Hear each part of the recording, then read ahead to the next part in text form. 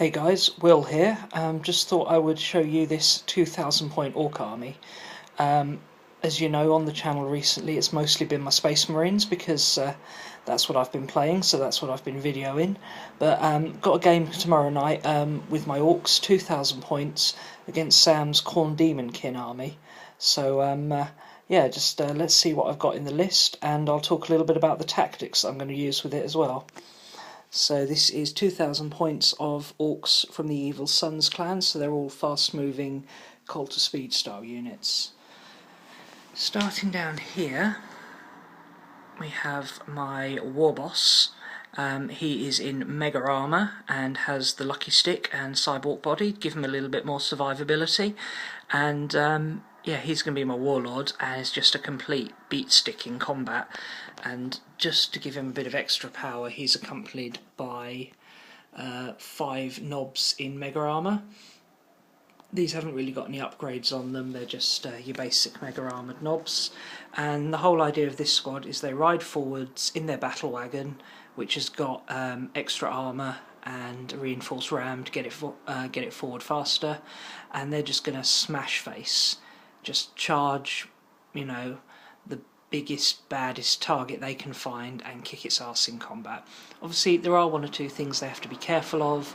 Struggle to go toe-to-toe with maybe Thunderhammer Terminators, but on the whole, they're a really hard-hitting unit, and they're going to go out and form like almost a distraction to allow the rest of my army to get the job done while the enemy's focusing on dealing with these guys. And if they don't deal with them, I mean, these guys can just tear through a squad a turn.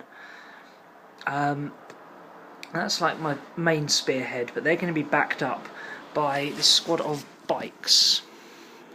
We've got 10 Orc Bikes here, again led by a knob with a power claw. And they are going to act as sort of a secondary spearhead.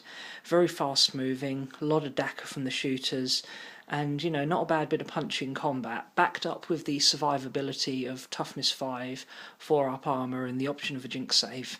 And these two units together should draw a lot of firepower and do a lot of damage. That's the plan anyway. But, you know, if they're dead by the end of the battle, no big deal, because they'll have brought time for the rest of my army to do its job. Now, the core of the army consists of 5 mobs of truck boys.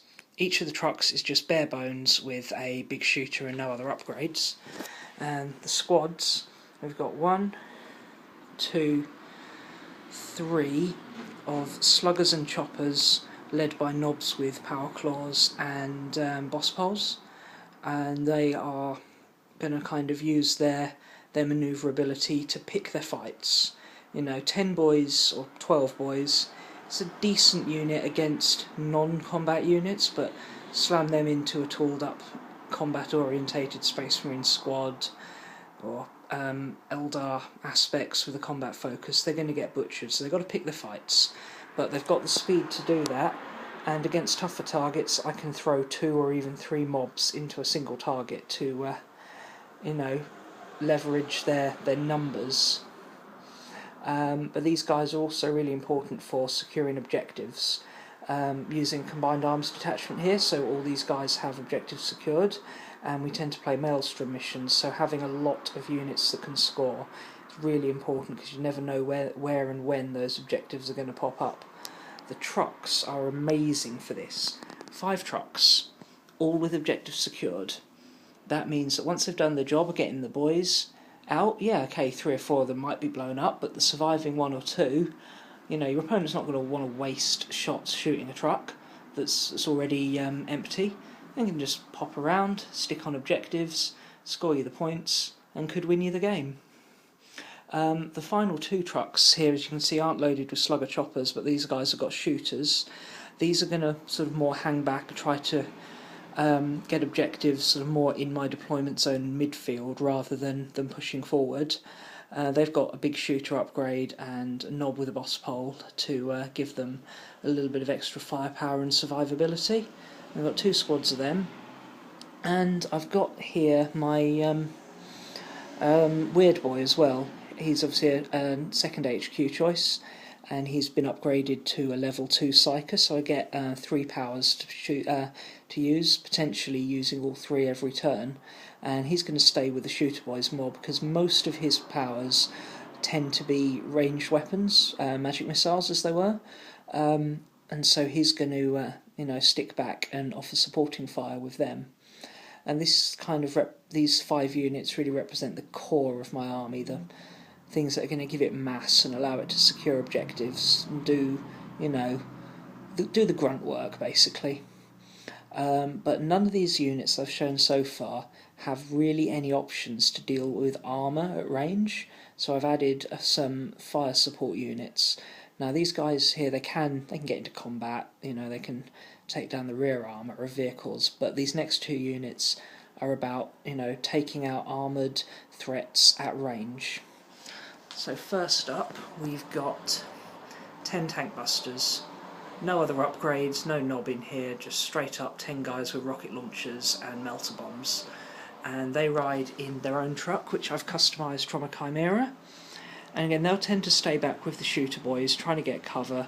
They've got 24-inch range on their guns, with no benefit for being particularly close when it comes to shooting. So, yeah, they will stand back and try to pop medium to light armoured targets.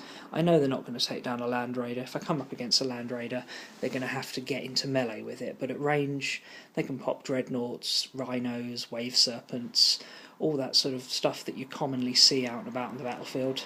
And they're going to do the job on them. The truck gives them the manoeuvrability to be in the right place at the right time, potentially moving 12 inches and still firing at full effectiveness. Backing them up is 4 Deathcopters upgraded with rocket launchers. Depending on the mission and the deployment type, I can choose to leave these in reserves, or I can choose to scout them at the start of the game. So they've got flexibility in them and they're moving, and that allows them to get around the side armour and put rockets into the sides of things. And the twin linked gives them a bit more accuracy, but they're a very fragile unit. Yeah, they're toughness 5 with 2 wounds, but one of these guys goes down, they're taking a leadership test on 7 and potentially running off the board. So, got to be careful how I use them. The final fire support is more to deal with flyers, and that is 2 Dacca Jets. Both of these are upgraded with a fly boss and additional big shooter, so they can potentially throw out 9 shots a turn normally and 12 on the turn they were at BS3 twin linked strength 6. So these will take down aircraft, and in the absence of enemy aircraft will go for ground targets, light infantry, light vehicles. They're not really going to do much to things in heavy armour, but for clearing the way for the rest of the troops, and particularly for dealing with enemy flyers, these are a great option. And with the inclusion of a war boss in the list, I can make the most of their warplane ability. So there we go, 2,000 points of orcs. As I said, the idea is almost an attack, support, defend model, such as what Fritz talks about on his channel.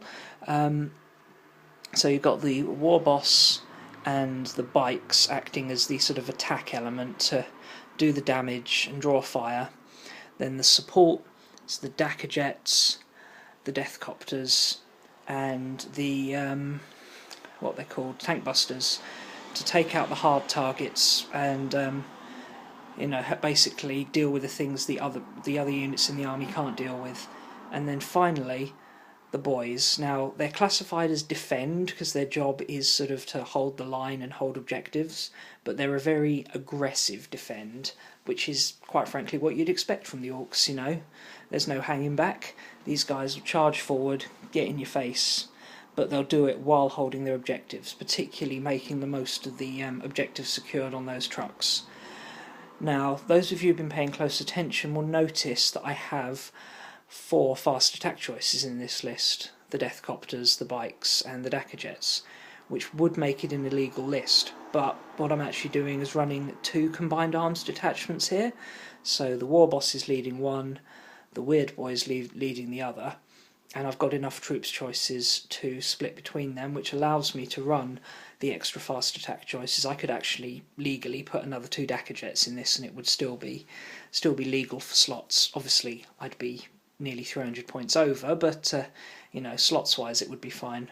So that's my Orcs. I'm hoping to get these out for a game tomorrow night, and depending on if the mood takes me and the situation, you might see them in a battle report. I hope you guys enjoyed this video. Leave your comments and criticisms on this army below. You know, is there something I'm really missing? Something that is, you know, would give this army a real boost? But I do want to stay within the Evil Suns theme. You know, the Coulter Speed. I know that the Orc mech guns are great. I know the Gorkanaut's solid, but you know, they're slow-moving units and they just don't fit the theme of this army. But yeah, I hope you like this, and see you soon. Bye.